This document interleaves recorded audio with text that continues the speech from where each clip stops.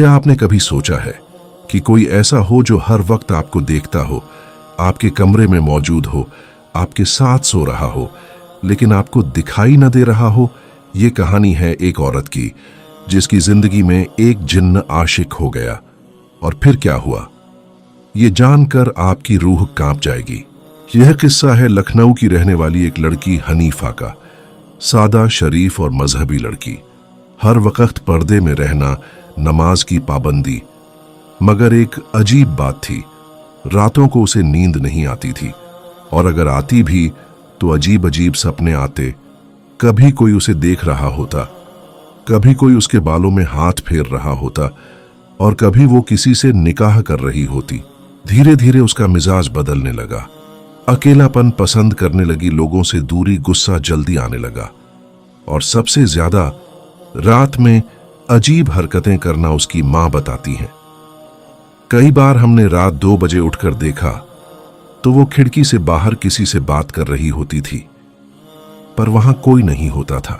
घर वाले डर गए, वो उसे डॉक्टर्स के पास ले गए, साइकेट्रिस्ट को दिखाया, मगर कुछ भी फायदा नहीं हुआ। आखिरकार एक रूहानी इलाज करने वाले आलिम के पास ले जाया गया। जैसे ही वो आलिम साहब ने सूरह बकरह की तिलावत शुरू की, लड़की की आंखें बदल गईं।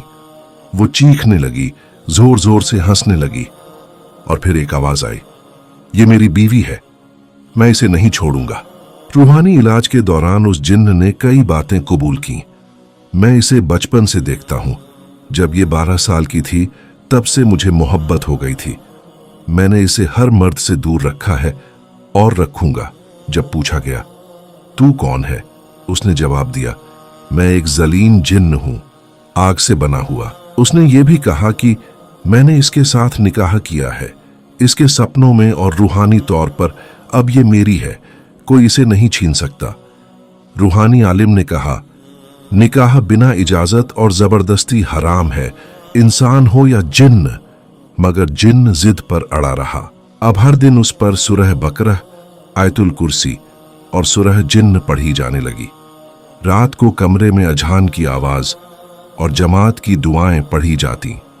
धीरे धीरे लड़की बेहतर होने लगी, और एक दिन जिन्न ने कहा, मुझे जलाया जा रहा है, मैं जा रहा हूं, लेकिन लौटूंगा। उस दिन के बाद वो जिन्न वापस नहीं आया। भाइयों और बहनों, ये कोई कहानी नहीं, ये हकीकत है। जिन्न होते हैं और हां, वो मोहब्बत भी करते हैं, मगर हमारी हिफाजत का तरीका है। 1. हर रात आयतुल कुर्सी पढ़ना। 2. घर में रोज सूरह बकरह की तिलावत। 3. पर्दे और हया की पाबंदी। 4. अकेलेपन और बेवजह की सोच से बचना। 5. अल्लाह से जुड़कर रहना। अगर ये कहानी आपकी आंखें खोल गई तो कमेंट में लिखिए, या अल्लाह मुझे और मेरी औलाद को हर जिन्न और शैतान के फरेब से बचा। इस वीडियो को शेयर कीजिए, शायद किसी और की जिंदगी बच जाए, और चैनल को सब्सक्राइब कीजिए, क्योंकि ऐसी सच्ची इस्लामिक कहानियां दिल और ईमान दोनों को जगा देती हैं।